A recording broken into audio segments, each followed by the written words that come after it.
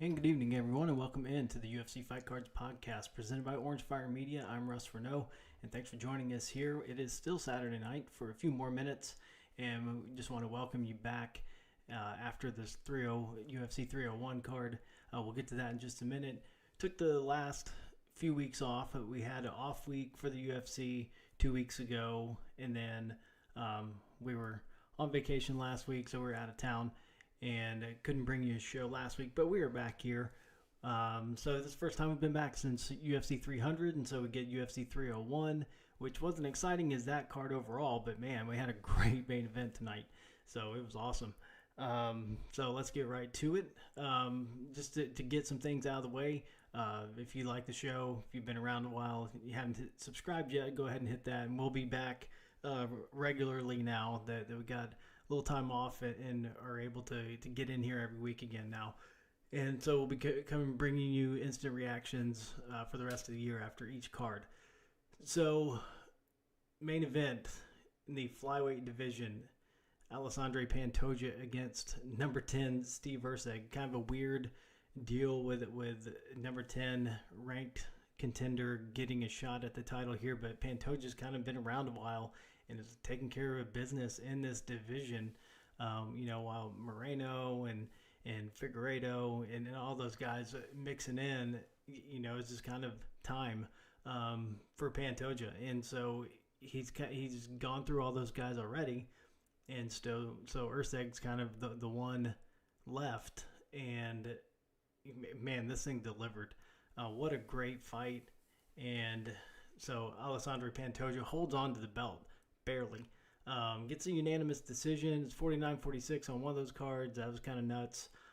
The other one's 48-47 in his favor. Could have gone 48-47 the other way, but just kind of the way the fight went, maybe that takedown attempt that Erceg made late in the fight cost him, as Pantoja was able to stuff it and then get on top and kind of ride that out to the end of the round. So the visuals there at the end definitely in the favor of Pantoja after Erceg had opened up that big cut on Pantoja's right eye. And so that was a visual there that, could have ridden out the rest of the fight. And if it kind of gone either way, then you see that blood and you think, oh, well, Erceg, maybe we give this decision to him, but kind of cost himself late. And that happened a lot tonight. As we'll talk about here in just a minute. So we'll be taking a look at some cards today. So we do have a few left, a few updates to give you on some of the stuff that's moved this week. All of our cards are available on our eBay store, where you can find the Orange Fire Lots of Lots store, where we put all of our cards that are left up there. Been moving a lot of stuff lately. So we don't have a whole lot left, and hopefully we get some, maybe in the next couple of shows or so, we get some Topps Chrome to just kind of, mess around with. But, these instant reactions have been the bigger deal lately. But we still kind of keep an eye on the hobby and what everybody's into and what everybody's pulling. And so we'll take a look at that a little bit later. So great job, Pantoja, Steve Erceg, delivering on this card that was just kind of okay.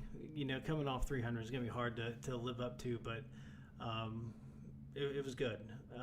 Jose Aldo in the co-main event, making his return in the bantamweight division and getting a unanimous decision over 14th ranked Jonathan Martinez. So a great way for the King to come back home and get a win, and who knows what that means for Jose Aldo going forward.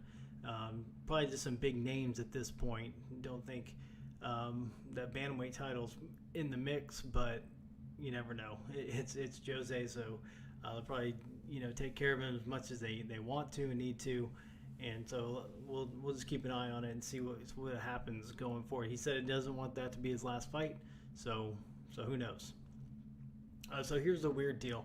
The third and fourth fights, we had back-to-back guillotine choke submissions in the first round.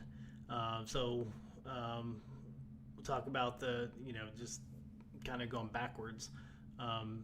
Light heavyweight matchup, number 10 Anthony Smith against number 15 Vitor Petrino, and Petrino was looking good until he wasn't, and so kind of went in there and just ill-advised. Anthony Smith, veteran, had a ton of fights in the UFC and just latched onto the neck and didn't let go. So submission 2 minutes into the first round. And so a big win for Anthony Smith as he continues, a little bit of a streak here. Now defeated Ryan Spann and now gets Vitor Petrino. And so maybe that gets him back into top 10 and who knows. I don't think that there's a title shot down the road for Anthony Smith just with the logjam in this division. I just don't think he's going to be able to overcome that at his age and get back into that picture right now. But you never know. Weird stuff happens all the time in UFC. So the first of the back-to-back submissions, we had Michel Pereira getting a guillotine choke on Ihor Potieria 56 seconds into the fight. And just Pereira is just crazy, man. That just nuts. Got Potieria down, just kind of doing those sawmill kicks back over, and then latched onto the neck, and it was over. So very entertaining performance for Michel Pereira this evening. So then the first fight on the main card tonight was a middleweight matchup between number 15 Chao Borralho and number 13 Paul Craig.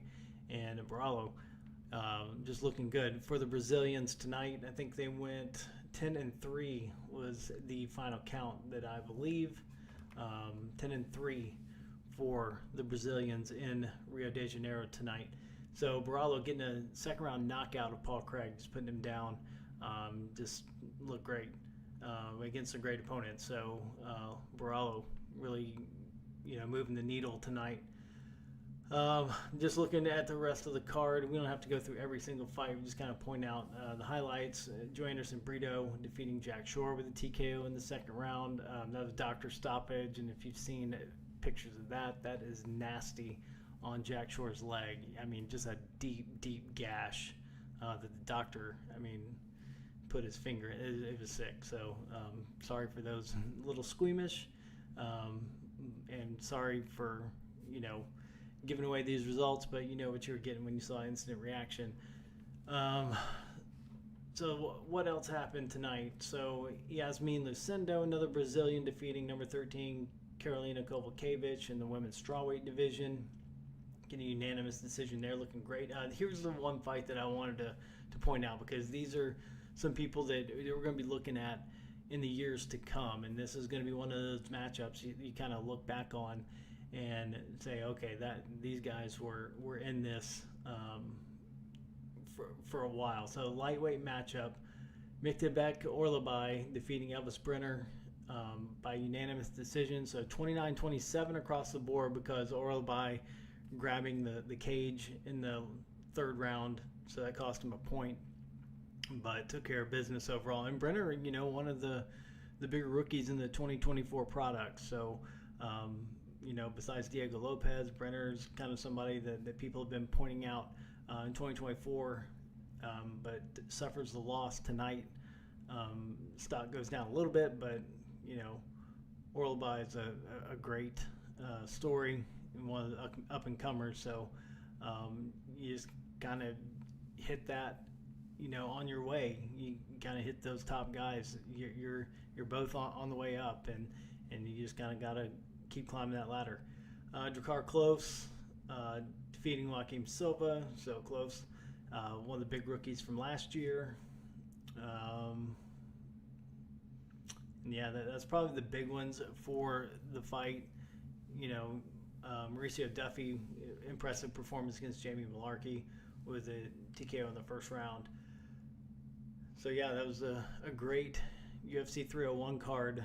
Coming off UFC 300, it just keeps going, and we'll talk about UFC 302 here in just a minute. As we get through, we'll talk about the fight night cards before that.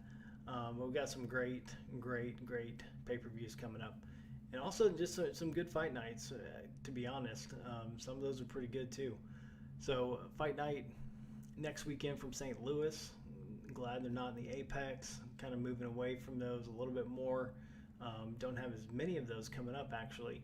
So we'll tell you where those are. So St. Louis next week, heavyweight main event. Number 12 Derek Lewis against number 15 Rodrigo Nascimento.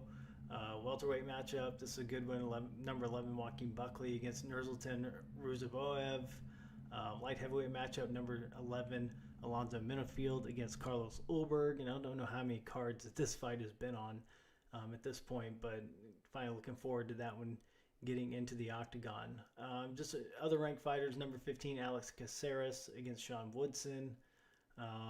Then in the women's divisions in strawweight, number 11 Tabitha Ricci against Ticia Pennington, formerly Ticia Torres, married to Raquel Pennington, the bantamweight champion. So yeah, that's a pretty decent card next weekend in St. Louis. Then we go back to the Apex. Edson Barboza, Laurent Murphy. Just ranked fighters in this one. In the women's strawweight division, Luana Pinheiro against Angela Hill is on that card. Adrian Yanez is back in action. Abus Magomedov. Disappointing for us Haley Cowan fans here on the UFC Fight Cards podcast. Haley Cowan and Tamaris Vidal is still on. It's still listed on the schedule, but Haley Cowan will not be making that event. I mean, nasty break of the ankle. Said she was doing some rolling on the mat. Didn't think much of it at the time, but then it just set in, and just you can see online just some nasty pictures of her ankle, and she will not be able to go on May 18th after that. So hopefully we'll see Haley down the line. It's kind of just been one setback after the other, but just I know that she's just committed to seeing this thing through, and she's ready to get back in there. So good luck to her, and wishing her the best in her recovery and seeing her back in there, whenever that heals up. So then we get to UFC 302, June 1st in Newark, New Jersey. Obviously a huge main event, lightweight matchup between the champion Islam Makhachev and the number 4 ranked contender Dustin Poirier. Big fan favorite. Poirier looking for, he held an interim title at one time, looking to add that undisputed title. And it's the only thing lacking from his career, calling him the best to have never won an undisputed title. And I believe he wants, of course he wants to put that to bed. So we'll see. We'll see what Poirier can do, because it's a great matchup. Like, they've never faced each other before, so it's what's left. It's what's out there after what happened with Gaethje and Oliveira. So Oliveira wouldn't have been able to turn around in this one anyway. So Poirier gets this shot right here. And also the co-main event, middleweight matchup between the former champion Sean Strickland and number 7 Paulo Costa. Tatsuro Taira, number 13th ranked flyweight. This is somebody to keep your eye on if you're Alessandro Pantoja, Steve Erceg, Tatsuro Taira, facing Joshua Van, Nico Price, Alex Morono. Alex Morono trains here in our area of Houston, so kind of keep an eye on him in that welterweight division. Middleweight matchup here, number 9 Roman Dolidze against number 12 Anthony Hernandez. That's a big one too. So looking forward to UFC 302, Grant Dawson, Joe Selecki on there, Phil Rowe, Jake Matthews. Pretty solid card there for the next pay-per-view. Then we've got Fight Night, June 8th, Louisville, Kentucky. Don't know the main event yet, but we know that Raul Rosas Jr., Ricky Tercios, in a bantamweight matchup will be on that card. Who else we got? Light heavyweight matchup, number 14 Dominic Reyes, Dustin Jacoby. Well, the rookies from last year, John Castaneda, in those 2023 products. Then Fight Night, June 22nd, Riyadh, Saudi Arabia, as UFC makes its way over there for the first time. Middleweight main event between number 3 Robert Whitaker and number 11 Hamzat Chimaev. Heavyweight matchup between number 3 Sergey Pavlovich, number 6 Alexander Volkov. Light heavyweight matchup, number 7 Johnny Walker against number 9 Volkan Ozdemir. So yeah, that one's shaping up to be pretty awesome as well. Then we get to UFC 303. We didn't get a chance to talk about this one because it was announced kind of the Tuesday after the last time we were on, and obviously we've been looking forward to this for a really long time. UFC 303, June 29th from T-Mobile Arena in Las Vegas, and the main event is a welterweight matchup between Conor McGregor and the number 7 ranked lightweight contender Michael Chandler. So obviously, following last season of The Ultimate Fighter, we've been looking forward to this for almost a year now. Will almost be a year since that aired, that these two are going to finally go at it. So obviously looking forward to that. Light heavyweight matchup is scheduled in this as well. Number 3, Jamal Hill, former champion, against number 8, Khalil Roundtree Jr.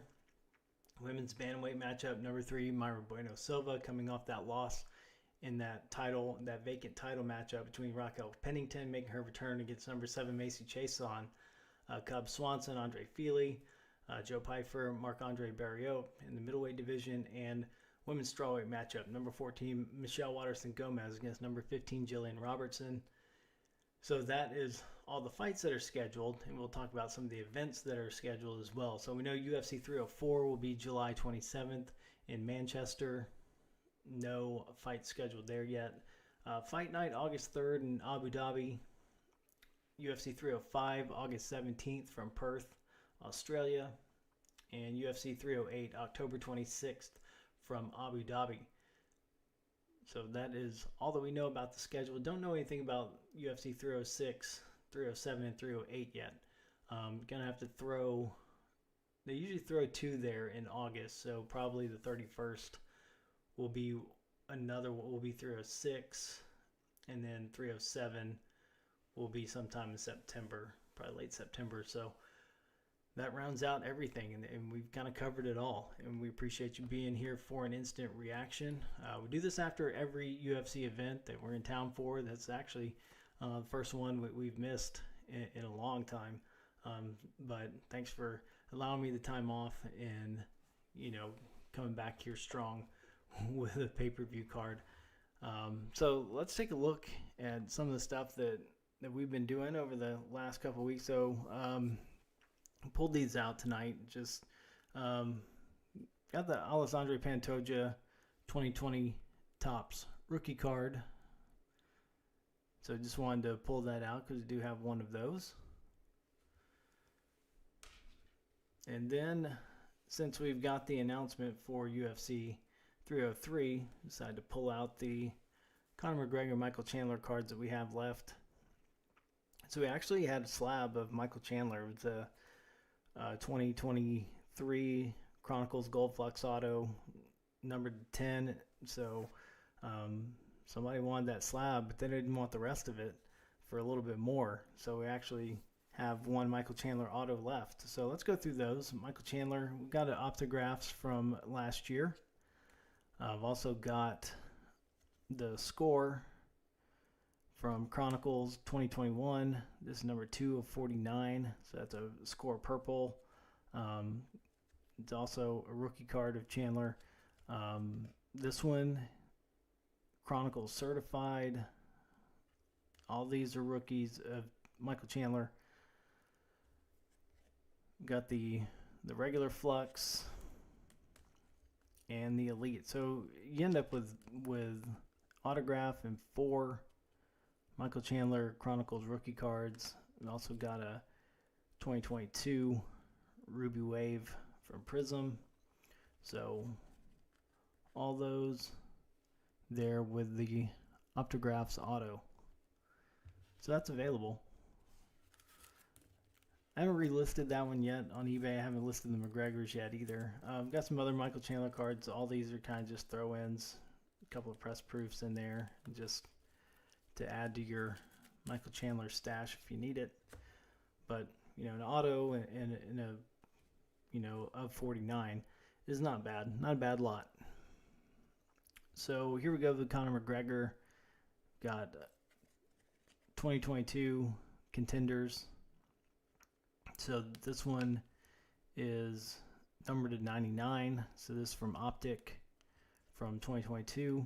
So got 2 Conor McGregor number cards. So this is from 2021, the Rookies and Stars.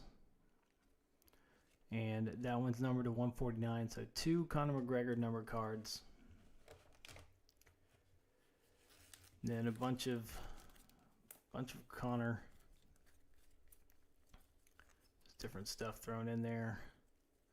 2020, some 2015 tops. And there, that one. It's pretty cool. UFC 189, one of the greatest cards ever. Some people say it is. So